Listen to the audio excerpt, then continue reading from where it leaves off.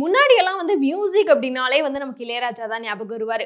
ஆனா இப்போ வந்து பாட்டுல சர்ச்சை அப்படின்னாலே இளையராஜா தாங்க ஞாபகம் வராரு. ஏன்னா ஏதாச்சும் ஒரு சர்ச்சை இழுத்துட்டே தான்ப்பா இருக்காரு அப்படின்னு சொல்லி அவரை பத்தி வந்து நிறைய நியூஸ் வந்து போயிட்டு இருக்கு. இப்போ ரீசெண்டா வந்து நம்ம ஆதிக் ரவிச்சந்திரன் டைரக்ஷன்ல அஜித் நடிச்சிருக்க குட் பேட் அக்லி படம் வந்து செம்மையா ரிலீஸ் ஆகி அது மட்டும் இல்லாம பிளாக் பஸ்டர் ஹிட்மே கொடுத்துருக்கு. அந்த படத்து மேல ஒரு பெரிய எக்ஸ்பெக்டேஷன்ஸ் இருந்துச்சு. அந்த எக்ஸ்பெக்டேஷன்ஸ் எல்லாத்தையுமே ஃபில் பண்ற அளவுக்கு வேற லெவல் ஹிட் கொடுத்துருக்குன்னே சொல்லலாம். அது மட்டும் இல்லாம வசூல் ரீதியாவுமே இந்த படம் வந்து ஒரு பெரிய சாதனையை வந்து படைச்சிட்டு இருக்கு.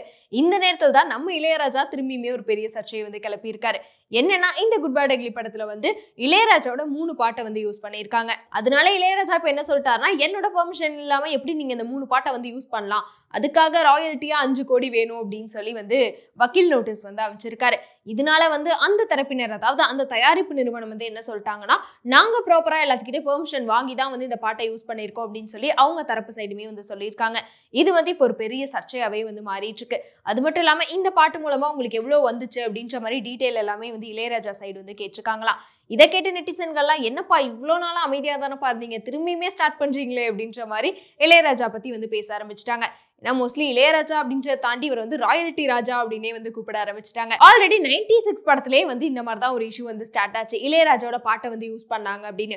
அடுத்ததான் மஞ்சுமல் பாய்ஸ் படம் ரிலீஸ் ஆகி ஒரு பெரிய ஹிட் கொடுத்ததுக்கு அப்புறமா இளையராஜா என்ன சொல்லிட்டாருன்னா, என்னோட கண்மணி அன்போடு காதலன் பாட்டை வந்து யூஸ் பண்ணிட்டீங்க, அதுக்கான ராயல்ட்டி வேணும் அப்படின்னு சொல்லி கேட்டிருந்தாரு. அதை தொடர்ந்து ரீசெண்டா வந்து லப்பர் பந்து படத்திலுமே வந்து இளையராஜாவோட பாட்டை யூஸ் பண்ணதுக்காக காப்பிரைட் இஷ்யூமே வந்து வக்கீல் நோட்டீஸ் அனுப்பி அதுக்குமே ராயல்ட்டி கேட்டிருந்தாரு.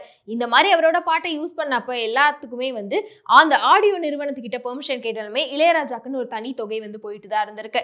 இந்த நிலையில அடுத்ததா பாத்தீங்கன்னா அகத்தியா படத்துல வந்து இளையராஜாவோட பையன் யுவன் சங்கர் ராஜா வந்து நம்ம அப்பாவோட பாட்டு தானே அப்படின்னு சொல்லி என் இனிய பொன்னிலாவே அப்படின்ற பாட்டை வந்து யூஸ் பண்ணியிருப்பாரு. அதை உடனே என்ன பண்ணிட்டாங்கன்னா, அந்த பாட்டுக்கு சொந்தமான ஆடியோ நிறுவனம் வந்து கேஸ் போட்டாங்க.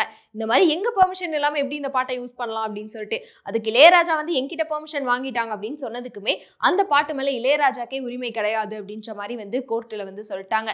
அதை தொடர்ந்து இப்ப திரும்பியுமே இவர் வந்து குட் பேட் அக்லி படத்துல இருக்க இந்த 3 பாட்டுக்கு வந்து என்கிட்ட தான் பெர்மிஷன் வாங்கணும் அப்படின்னு சொல்லி திரும்பியுமே நோட்டீஸ் அனுப்பியிருக்கனால இப்போ ஒரு தரப்பினர் வந்து என்ன சொல்லிட்டு இருக்காங்கன்னா, அவர் வந்து அவர் போட்ட பாட்டு எல்லாத்துக்குமே வந்து ஆல்ரெடி இந்த தயாரிப்பு நிறுவனத்துக்கிட்ட இருந்து வந்து காசு வாங்கிட்டாரு.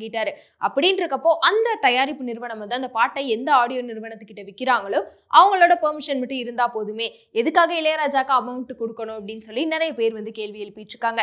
இன்னொரு சைடு வந்து என்னதான் இருந்தாலும் இப்போ அவரோட பாட்டுகளை வந்து ஏன் இப்போ புதுசா யூஸ் பண்ணிட்டு இருக்கீங்க, புது பாட்டுலாம் நீங்களே வந்து கிரியேட் பண்ணலாமே, அவரோட பாட்டையே திரும்ப திரும்ப யூஸ் பண்ணிட்டு ராயல்ட்டி தானே கேட்கிறாரு, ஸோ அதை ஒரு பணமா பார்க்காம அவருக்கான கௌரவமா பண்ணலாமேன்னு சொல்லிட்டு நம்ம இளையராஜாவோட ரசிகர்கள் ஒரு பக்கம் வந்து சோஷியல் மீடியால வந்து பேசிட்டு இருக்காங்க.